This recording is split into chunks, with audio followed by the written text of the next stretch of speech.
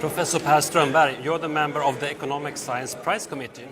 This year's prize in economic sciences is awarded to Oliver Hart and Bengt Holmström for the research in contract theory. Why contract theory? Because contract theory, first of all, when you start thinking about it, contracts are really fundamental. We see them everywhere in society. All of us are engaged in different types of contracts. Many institutions we see in society, you can also think about contracts like constitutions or property rights and those kind of things. So one thing, it's important. The second thing is that this is a theory that really has given rise to lots of other applications. So in many, many fields, not just in economics, but in law, in politics, people actually use these theories to understand what they're studying. Is this a big area of research in economic sciences? It's huge. I would say it's literally huge, and it really started taking off first with this classical contract theory that Bengt Holmström developed, and then with the incomplete contracting theory of Oliver Hart. Both of those strands have proven incredibly influential across social sciences. Okay. Please give an example of the value of this type of research, if it can be more concrete. So, well, I mentioned two examples in the press conference. One is, thinking about how to decide pay for example, for CEOs in firms. How do you balance incentive pay, which makes maybe them be more motivated, but how do you avoid bonuses and incentive pay leading to wrong decisions being made in companies? So the theory is super useful to understand that problem, not just to explain what happens, but actually help shareholders or corporate boards to design better contracts as well. The second example I mentioned was ownership. Okay, so how do we think about ownership? Does it matter who owns what? Okay, so to be very concrete, privatization, right? Does it matter whether a provider of public services is owned by the government or owned by a private contractor? And to understand this problem and the trade-offs there, this theory that Oliver Hart developed in incomplete contracting is absolutely crucial to think about that. Has the ordinary consumer, like you and me, who sometimes sign contracts, anything to learn about this? Yeah, well, I think we understand, for example, why when we have an insurance for our house and it burns down or we have a loss, why doesn't the insurance company cover everything? Okay, so we would like our, to be fully covered, but we usually have a deductible or a co-payment, okay, that maybe the first whatever loss we have to pay ourselves. And contract theory explains, for example, why that's the case, because if we were fully covered, let's say our car insurance paid for the full value of our car, well then maybe we wouldn't care about whether we locked the car or not or someone stole it, because we would anyway get a new car from the insurance company.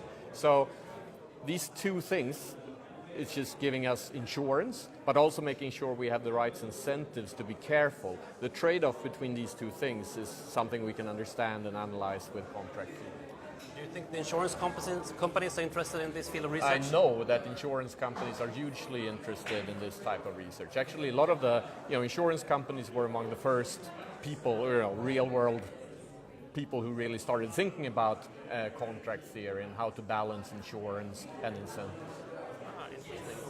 And contracts are sometimes broader than just economy and money. Is there any political lessons to be learned about this type of research? There's actually lots of political lessons, because a lot of political institutions you can think about as contracts between the politicians and the citizens. And politicians, we believe, are very much affected by incentives. Maybe not not necessarily monetary incentives, but career incentives, right? So, for example, this theory tells us how politicians might have very different motivations at different points in their career, for example. It could also tell us, what's the best institutional setup? Should we have, power balance between a parliament and a government and a high court, or how should we organize these things? So contract theory is very applicable to all of these problems. Interesting. These persons a little. Please tell us, who are Oliver Hart and Bengt Holmström? Tell us about their careers and fields of research. So Bengt Holmström is born in Finland, actually speaks Swedish. He moved to Stanford as an exchange student, and he had, I think, anticipated working in his, in the business world, but he was interested in understanding problems that he saw in the business world, problems with, how do you motivate people, how do you get the right corporate culture in the company. And then when he came to Stanford, he was lured into doing research on this, and then ended up, staying in the US and becoming, world famous researcher on this. Oliver Hart is also European. He's born in Britain. He started out actually doing very theoretical work on market equilibrium and so on. But he at some point started to become interested in what ownership was. How should we think about ownership? What is that? And why do we see ownership and decision rights in contracts? And that really switched him to this field of incomplete contracting that he became world famous for and was awarded. And I just wonder, has the laureates written some books or something that someone can dig into if they're really interested in this field of research?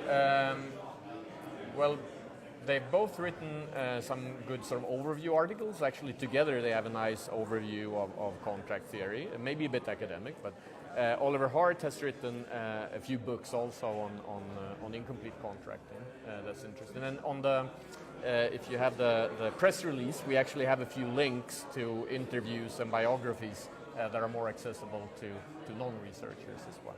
And a final question: are they happy about the news? I think they are very happy.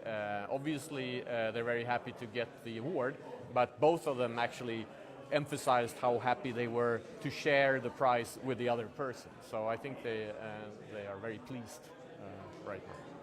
Thank you very much, Per Strömberg. Thanks.